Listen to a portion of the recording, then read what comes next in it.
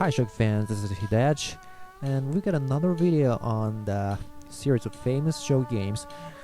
And this game was played by Yasuharu Oyama, the black, and Kenji IINO, the white.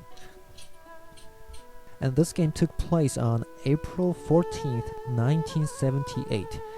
Now this is another game where you see Oyama's brilliant defense move in the end game.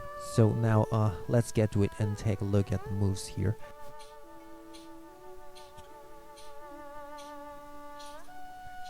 Now as you can see, this game is basically fourth file rook versus static rook. And IINO selects a slow game here by moving the silver to 5c. But here Oyama develops the silver pretty quickly, and Oyama castles in Mino castle, and white moves the bishop, and now Oyama's Mino castle is built. But here IINO makes a Mino castle too. It's left hand Mino, and they both make high Mino castle. And now the rook floats up to d file and go to 4g. Now the kings are both in high Mino castles, and IINO goes ahead with making the silver crown. So black too goes for a silver crown, gold 3b and gold 3h. Now it's double silver crown. These kings are solid. Now Oyama opens the bishop's diagonal, and here now Oyama opens fire with pawn push to 2e. Now if white takes it, knight takes, and after the bishop moves, black can attack by pawn push to 4e, making the use of this bishop's diagonal. So IINO didn't take the pawn. Here, white moves the rook to 7d, Oyama took the pawn, bishop takes, and he swings the rook to 7h.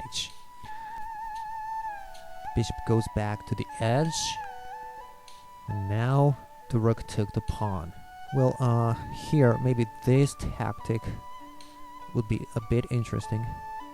After silver takes, black can take the rook, but it doesn't look so good for black, so Oyama didn't do that and just moved the gold and protected the pawn.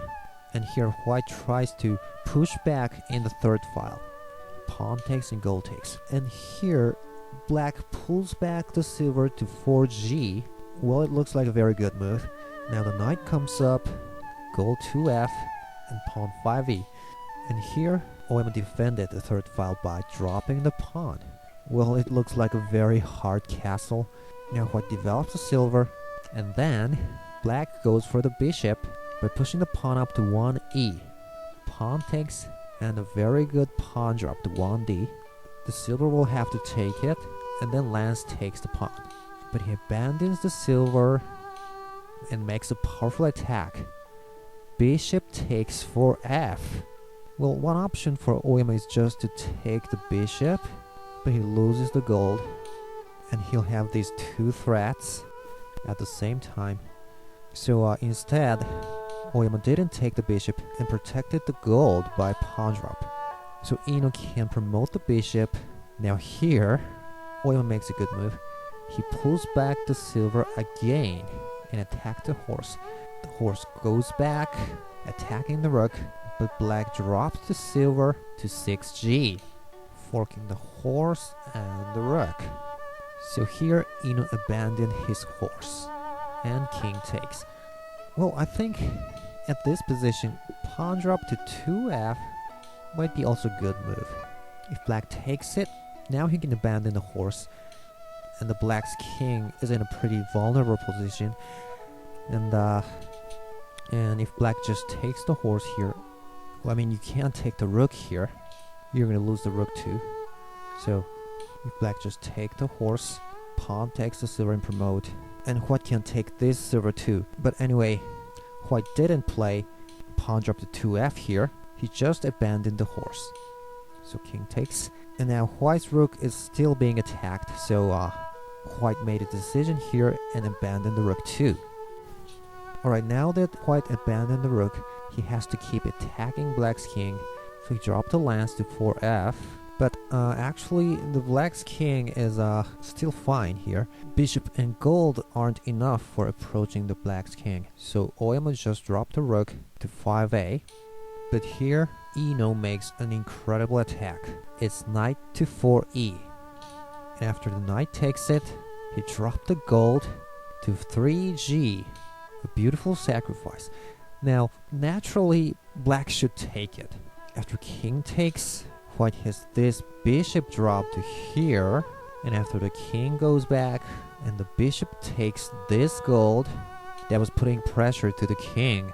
Well, but it seems this position is still good for Oyama, so naturally he could have chosen this line. But well, what was amazing here is when white dropped the gold to 3g, Oyama didn't take it. He moved the king to 2i. Totally unbelievable. And after looking the moves that follows after this, it must be surprising for you to know that Oyama had read through all those moves already at this position. Well, the way black moved the king to here, it looks very dangerous, because white can just take the silver for free, and it's the threat made by silver on the head.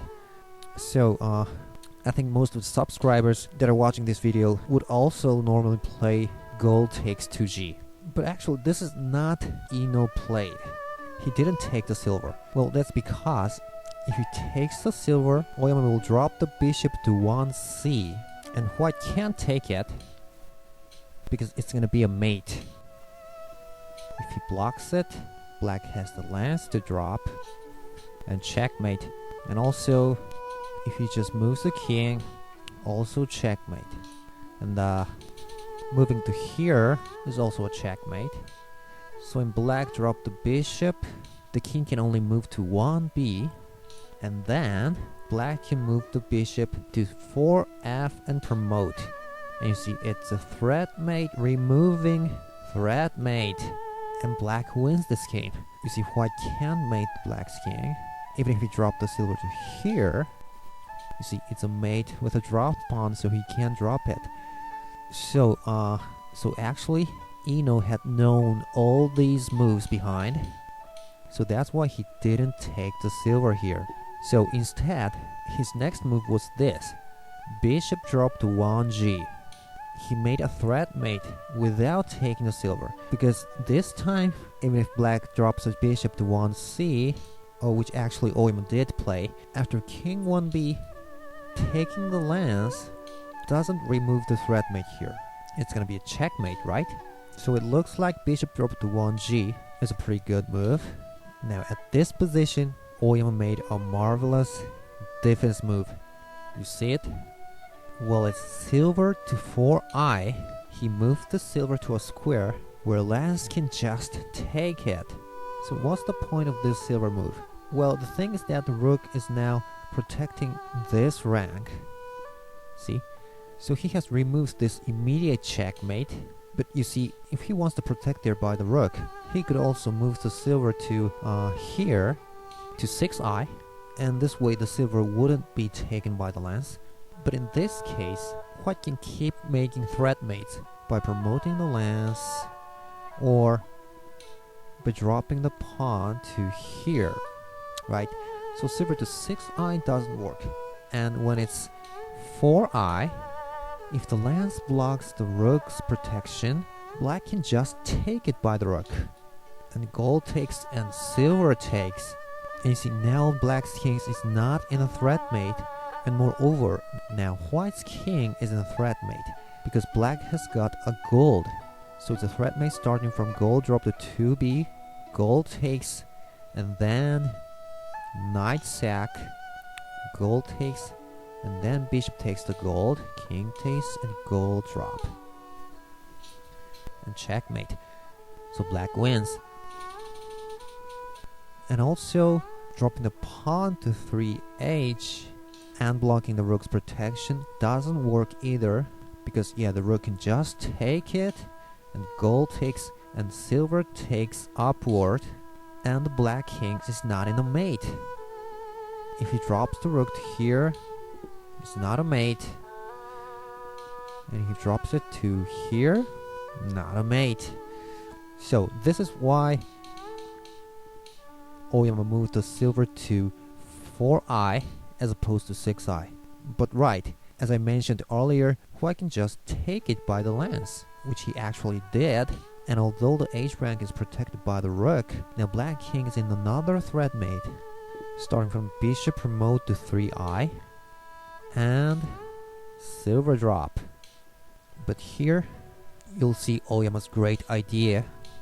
He moved the bishop from 1c to 5g and promoted. Now the rook is protecting this rank, and the horse is protecting this square. And right, it's a threat mate. So another threat mate removing threat mate. And well, at this position, white can do nothing. Well, maybe he can drop a silver, but the king can just get away. And it's not a mate.